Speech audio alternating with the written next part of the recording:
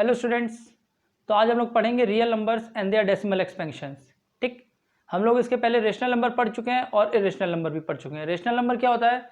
A number in the form of p upon q where p and q are integers and q is not equal to 0। मतलब ऐसा number जो p upon q के form में होता है जहाँ पे p और q इंटीजर्स होते हैं और q की वैल्यू 0 नहीं होती है। ठीक, और इरेशनल नंबर क्या होता है? ऐसे नंबर जो p अपॉन q के फॉर्म में नहीं होते हैं, या ऐसे नंबर जो नॉन टर्मिनेटिंग होते हैं या नॉन रिपीटिंग होता है, ये भी तो रेशनल नंबर होते हैं। ठीक, आज हम लोग जो पढ़ेंगे, हम लोग थोड़ा सा अलग तरीके से पढ़ेंगे। हम लोग देखेंगे, हम लोग निकालेंगे रियल नंबर्स के डेसिमल एक्सपेंशन। ठीक है, रियल नंबर को हम लोग सॉल्व करके उनका डेसिमल फॉर्म में कन्वर्ट करेंगे और फिर हम लोग उस डेसिमल फॉर्म को चेक करके बताएंगे कि क्या वो रेशनल नंबर है, क्या वो इरेशनल नंबर है। ठीक है, तो चलिए देखते हैं, एग्जाम्पल से स्टार्ट करते हैं। पहला एग्जाम्पल है, देखिए क्या कह रहा है। पहला एग्जाम्पल कह रहा है, find the decimal expansions of 10/3, 7/8 and 1/7। ठीक है, 10/3, 7/8 एंड 1/7 का डेसिमल एक्सपेंशन क्या रहा है निकालने के लिए? 10/3, 7/8 एंड 1/7।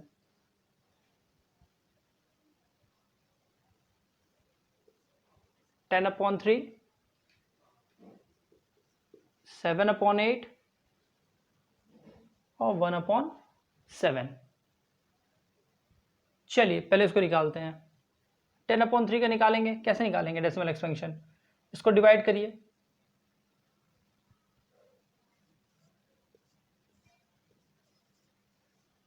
3 3 9। ठीक, फिर 1 आया, अब यहाँ पॉइंट लगा देंगे, यहाँ एक 0 आ जाएगा। 3 3 9, फिर 1 आया, ये 0, 3 3 9, 1 आया, फिर यहाँ 0, फिर 3 3 9, 1 आया, एंड सो ऑन। इसी तरह चलता रहेगा। चलिए आइए इसको देखिए, 8 को 7 से करते हैं, नहीं जाएगा, पॉइंट लगा देते हैं, तो ये आपका हो जाएगा, यहाँ पे आपका आ जाएगा 0, 8 8 64, 6 आया, फिर 0, 8 7 56, 4 आया, 0, 8 5 40, चला गया।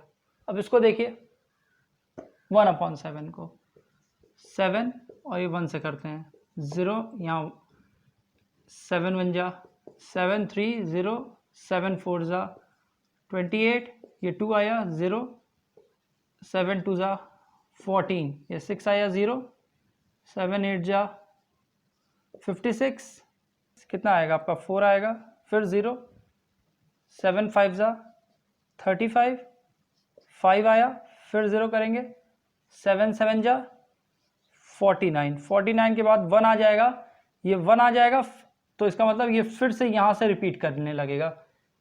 मतलब कि अब यहाँ पे 1 आ गया, अब इसके बाद से ये दोबारा यहाँ पे रिपीट करेगा। ठीक है, हम लोग यहाँ पे 3 नंबर का डेसिमल एक्सपेंशन निकाले हैं, एक 10/3 का निकाले हैं, एक 7/8 का निकाले हैं और एक 1/7 का निकाले हैं। तो इन तीनों से हम लोग क्या देख रहे हैं? हम लोग यहाँ से 3 चीज देख रहे हैं। पहला, या तो रिमाइंडर कहीं ना कहीं जाकर के 0 हो जा रहा है, या तो रिमाइंडर रिपीट कर रहा है। देखिए यहाँ पर फिर एक स्टेज के बाद अभी आकर के रिपीट करने लगा, ये 1 आ गया, फिर वहां पे 0 बढ़ाएंगे तो फिर ऐसा ही आ जाएगा। ठीक, या तो 0 हो जा रहा है या तो फिर रिपीट करने लग रहा है रिमाइंडर। दूसरा, जहां जहां भी रिमाइंडर आया है वो अपने डिविजर से कम है। जैसे यहाँ देखिए, यहाँ 1 आया था, यहाँ पे डिविजर 3 था, कम था, फिर 1 आया, 3 था, फिर 1 आया, फिर 1 आया, मतलब अपने डिविजर से छोटा था।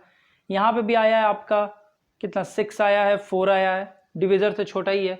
यहाँ 3 आया है, 2 आया है, 6 आया है, 4 आया है, 5 आया है, तो ये सब अपने डिविजर से छोटे हैं। ठीक है, और तीसरा चीज हम लोगों को ये पता चला, जब भी जहां भी उससे रिमाइंडर रिपीट करने लगेगा वहां से उतना क्वोशिएंट भी दोबारा रिपीट हो जाएगा।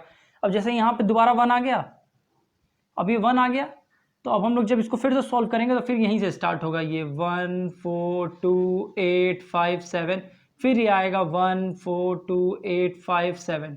ठीक है, इसी तरह ये चलता जाएगा। समझ में आया? चलिए आगे देखते हैं हम लोग। तो हम लोगों ने अभी जो ये पैटर्न देखा है, ये सब 3 एग्जाम्पल पे देखा है, लेकिन ये सारे रेशनल नंबर्स पे एप्लीकेबल होंगे। ये सारे रेशनल नंबर जो कि p अपॉन q के फॉर्म में होते हैं, जब भी हम लोग p को q से डिवाइड करेंगे या तो रिमाइंडर 0 हो जाएगा, या तो रिमाइंडर 0 हो जाएगा, या तो रिमाइंडर कभी नहीं जीरो होगा और बार बार रिपीट करता रहेगा, ठीक है। तो जब भी हम लोग p को q से डिवाइड करेंगे या तो रिमाइंडर जीरो हो जाएगा या तो रिमाइंडर कभी जीरो नहीं होगा और वो बार बार रिपीट होता रहेगा। चलिए अब इसको जरा दो केस में समझते हैं। मान लीजिए पहला केस,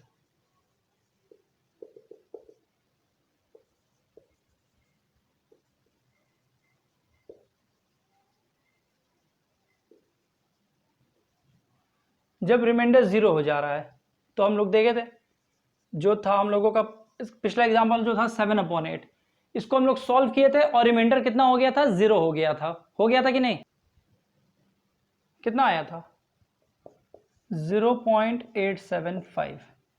और दूसरा केस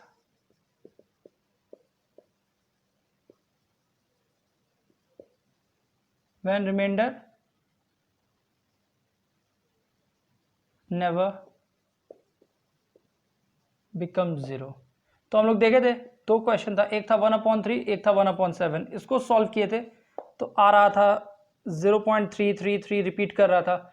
इसको सॉल्व किए थे तो आया था 0.14285 और फिर आया था 14285 एंड सो ऑन, ठीक है। तो हम लोग यहां से कह सकते हैं, हम लोग यहां से दो चीज समझे, या तो रेशनल नंबर टर्मिनेटिंग हो सकते हैं,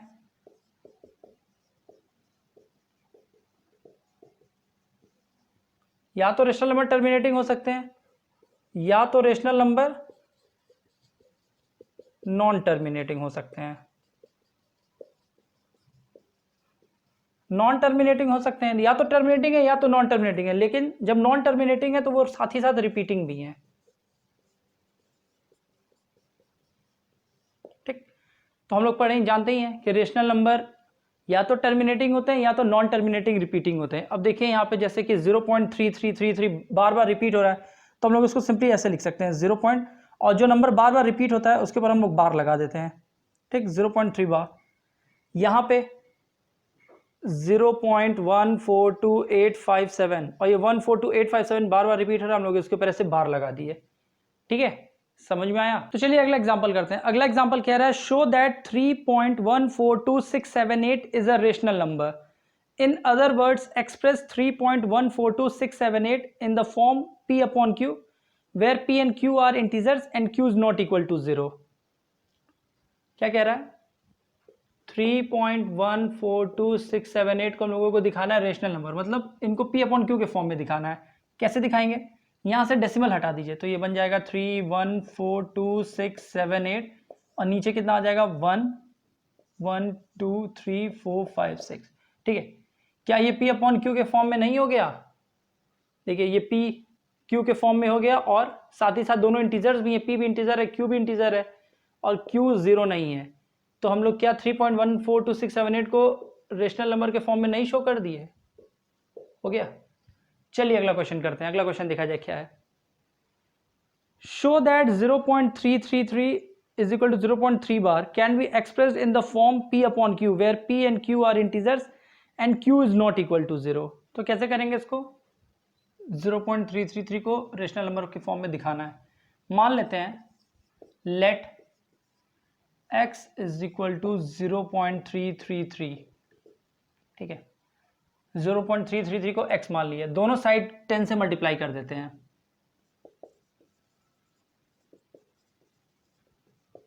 मल्टीप्लाइंग बोथ साइड्स बाय 10, दोनों साइड्स 10 से मल्टीप्लाई कर देंगे तो ये बन जाएगा आपका 10x और ये एक 3 इधर आ जाएगा, 10 से मल्टीप्लाई करें ना तो एक 3 इधर आ जाएगा 3.333 एंड सो ऑन। इसको मान लिया पहला इक्वेशन, इसको मान लिया दूसरा इक्वेशन, ठीक है। अब क्या करते हैं, सेकंड इक्वेशन और फर्स्ट इक्वेशन को आपस में सब्ट्रैक्ट कर देते हैं, लिखेंगे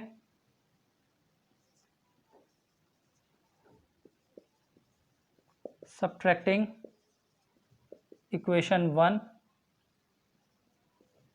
from equation 2। तो 10x माइनस एक्स हो जाएगा आपका 9x और 3.333 में से 0.333 सब्ट्रैक्ट करेंगे तो आएगा 3। x इज इक्वल टू 3/9 या x इज इक्वल टू 1/3। तो हम लोग 0.333 को क्या लिख सकते हैं, 1/3 रेशनल नंबर के फॉर्म में। ठीक है, समझ में आ रहा है। चलिए अगला क्वेश्चन देखते हैं। अगला क्वेश्चन कह रहा है show that 1.272727 is equal to 1.27 bar can be expressed in the form p/q where p and q are integers and q is not equal to 0। तो इस अब की बार दिया है 1.272727 एंड सो ऑन। अब की बार मान लेते हैं let x is equal to 1.272727 and so on. ठीक है, अब की बार दो नंबर रिपीट कर रहे हैं, देखिए दो नंबर रिपीट कर रहा है। तो अब की बार इसको, पिछली बार एक नंबर रिपीट कर रहा था 10 से मल्टीप्लाई किए थे, अब की बार दो नंबर रिपीट कर रहा है उसके लिए 100 से मल्टीप्लाई करेंगे।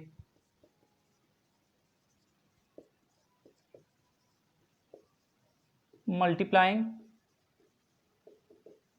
बोथ साइड्स बाय 100, दोनों साइड्स को 100 से मल्टीप्लाई करेंगे, ये आपका हो जाएगा 100x।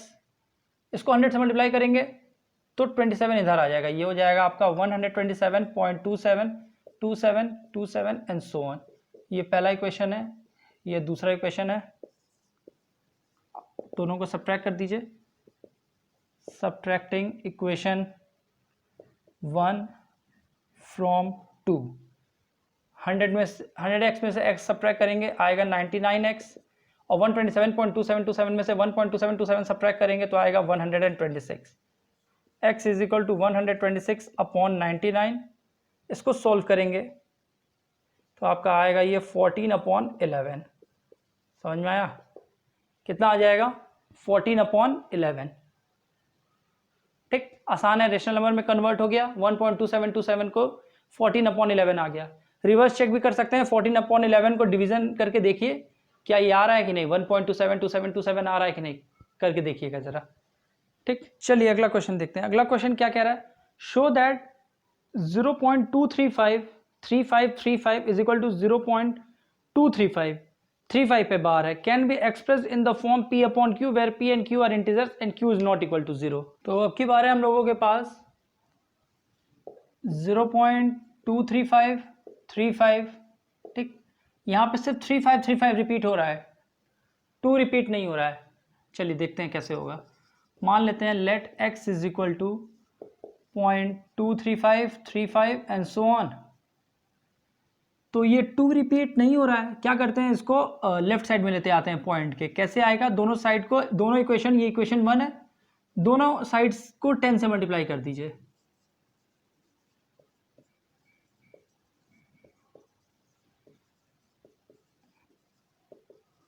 Multiplying both sides by 10 से मल्टीप्लाई हो जाएगा तो ये बन जाएगा आपका 10x is equal to 2.3535 and so on. इसको इक्वेशन 2 समझ लीजिए। ठीक है, अब हो गया, दो नंबर रिपीट कर रहे थे ना, इक्वेशन 1 को आपकी बात 1000 से मल्टीप्लाई करिए।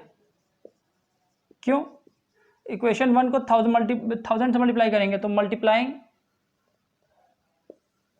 इक्वेशन 1 बाय 1000, तो देखिए क्या होगा, ये बन जाएगा आपका 1000x is equal to 235.3535 and so on. इसको इक्वेशन 3 मान लीजिए। ठीक, अब की बार हम लोग क्या करेंगे, थर्ड इक्वेशन और सेकंड इक्वेशन को सब्ट्रैक्ट करेंगे। Subtract equation 2 from 3। 1000x में से 10x जाएगा, आपका आएगा 990x इज इक्वल टू 235.3535 में से इसको सब्ट्रैक्ट करेंगे तो ये आ जाएगा आपका 233। तो x इज इक्वल टू आपका हो जाएगा 233/990। कितना हो जाएगा, 233/990। समझ में आया, तो ये हो गया आपका आंसर 233/990, ये हो गया आपका आंसर। ठीक है,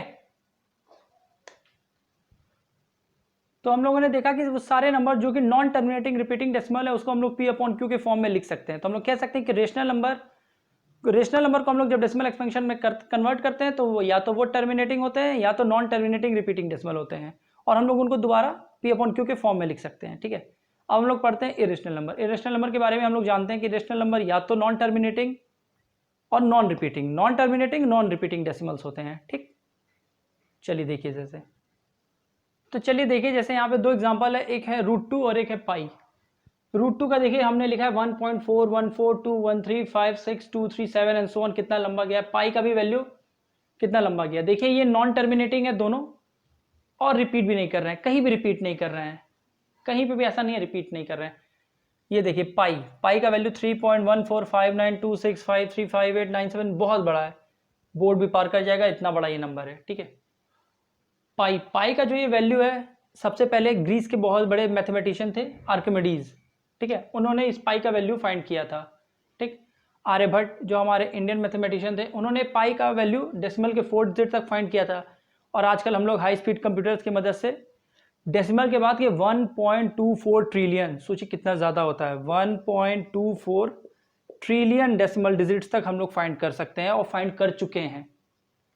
ठीक, चलिए अब हम लोग अगला एग्जाम्पल करते हैं। अगला एग्जाम्पल क्या कह रहा है, find an irrational number between 1/7 and 2/7। तो अब हम लोगों को इरेशनल नंबर फाइंड करना है 1/7 और 2/7। ठीक है, 1/7 और 2/7 के बीच में रेशनल नंबर फाइंड करना है। 1/7 भी रेशनल है, 2/7 भी रेशनल है। ठीक है, 1/7 का इसके पहले हम लोग डेसिमल में एक्सपेंड कर चुके थे, कितना आया था 0.142857, यही आया था। ठीक, 2/7 है, इसको हम लोग डेसिमल में एक्सपेंड करेंगे, ये कितना आएगा, देखिए जरा कितना आएगा, 0.285714। ठीक, वो हो गया 0.142857, ये हो गया 285714। ठीक है, इन दोनों को हम लोगों ने डेसिमल में कन्वर्ट कर दिया। अब हम लोग क्या करेंगे, इरेशनल नंबर फाइंड करेंगे। तो वैसे तो इन दोनों के बीच में इनफाइनाइटली इरेशनल नंबर लाई कर सकते हैं, हम लोगों से सिर्फ एक बोला है, कोई भी एक नंबर इनके बीच का चूज कर लीजिए। जैसे कि मान लिया हमने ले लिया 0.150। अब इरेशनल नंबर बनाना है, पिछले क्लास में हम बताए थे इरेशनल नंबर बना कैसे सकते हैं, क्या इसको ऐसा नहीं लिख सकते हैं अब, 1500 1500 15 फिर 15 एंड सो ऑन। क्या ये कहीं पे रिपीट हो रहा है, बिल्कुल नहीं रिपीट हो रहा है, कोई पैटर्न नहीं बन रहा है। अगर यहाँ पे ऐसा बन रहा था, फिर यहाँ पे चेंज हो गया, फिर चेंज हो गया, फिर चेंज हो गया, फिर चेंज हो गया, तो ये है इरेशनल नंबर। तो हम लोग कोई भी दो रेशनल नंबर के बीच में इनफाइनाइटली इरेशनल नंबर निकाल सकते हैं, और कोई भी दो इरेशनल नंबर के बीच में भी हम लोग इनफाइनाइटली इरेशनल नंबर निकाल सकते हैं। ठीक है, तो फिर इस एक्सरसाइज के एग्जांपल्स कंप्लीट हो चुके हैं, और हम लोग इस एक्सरसाइज के मतलब इससे रिलेटेड जो भी एक्सरसाइज है उसके हम लोग क्वेश्चंस नेक्स्ट क्लास में करेंगे। ठीक है, आप लोगों को क्लास समझ में आया होगा, लाइक करिए, शेयर करिए, सब्सक्राइब करिए। Thank you class.